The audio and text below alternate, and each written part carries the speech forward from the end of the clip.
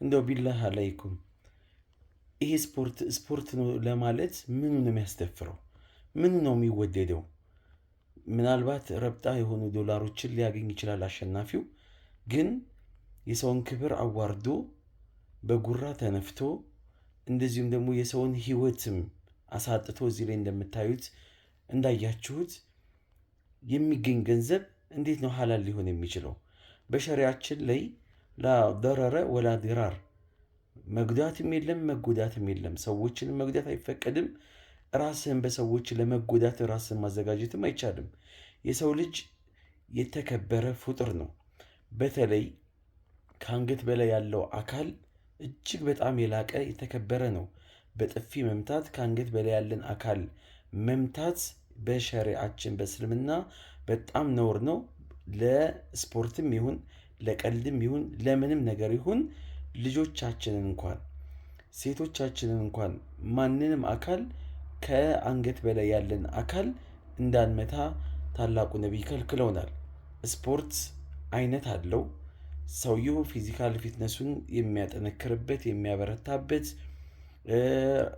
ሪላክስ የሚያደርግበት ለአፍያው ለተለያየ ነገር ለጤናው የሚጠቅመውን ነገር ሊያደርግ ይችላል፣ ሊወዳደርበትም ይችላል።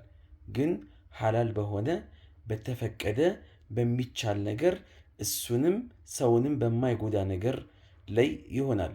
አለበለዚያ እንደዚህ አይነት ስፖርቶች ይሄ ሰው እነዚህ አሁን የሞቱ አሉ። በጣም ብዙ ቦክሰኞች ሞተዋሉ።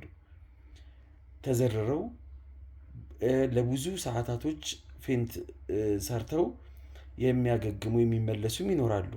የአካል ጉዳት ደርሶባቸው አይናቸው የሚጠፋ አፍንጫቸው የተሰበረ ጥርሶቻቸው የሚወልቅ በጣም ብዙ አይነት አሉ። እነዚህ ተጠያቂ የሚያደርገው ማንን ነው? ማን ነው የሚጠየቀው? አምኖበት ነው የገባው። በሸሪዓ የተከለከለ ነገር ነው። ምክንያቱም የሚጎዳ ነገር ላይ በአጠቃላይ ሸሪዓው እንድንገባ አልፈቀደም። ስለዚህ ደጋፊዎችም ተፋላሚዎችም በዚህ ነገር ላይ ተጠያቂ እንሆናለን። አዘጋጆችም ጭምር አላህን ልንፈራ ይገባል። በሸሪዓችን ላይ መስመር ልንስት ልናልፍ ልንረግጠውም ጭራሽ አይገባንምና አደራችሁን ከእንደዚህ አይነት ውድድሮች ራሳችሁን ማግለል አለባችሁ። በተለይ ደግሞ ይሄ ስፖርት ጉራን የሚያመጣ ነው። ከኔ በላይ ማን አለ? እንዲህ አደርገዋለሁ እንዲህ አደርገዋለሁ። ብዙ አይነት ተጓዳኝ ችግሮች አሉ።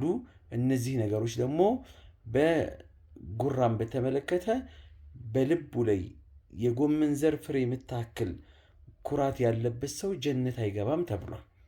እኔ እንዲህ ነኝ እያለ ደረቱን እያሳበጠ ቸስቱን እያሳየ ምናምን ነገር ጡንቻውን እያሳየ መፎከር አነ የሚለው ለሸይጣንም አልበጀውም አልጠቀመውም። እኔ የሚል ሙስሊም እንደዚህ አይነት ስሜት የለውም እና ለቀልድም ቢሆን አደራችሁን በዚህ ጉዳይ ላይ እንዳትሳተፉ የሚል መልእክት ለማስተላለፍ ያህል ነው። ሰላም አለይኩም ወራህመቱላሂ ወበረካቱ።